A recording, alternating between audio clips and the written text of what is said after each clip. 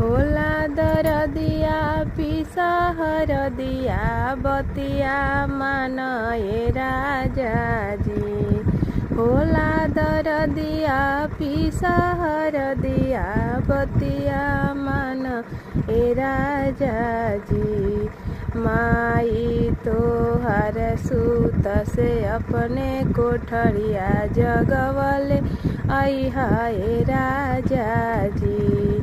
माई तोहर सूत से अपने कोठरिया जगवले अइहा ए राजा जी।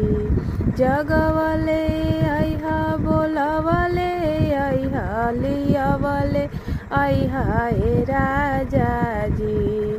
नावई है त टंगरी धके घिसियवले अइहा ए राजा जी। नावई है त टंगरी धके घिसियवले अइहा ए राजा जी।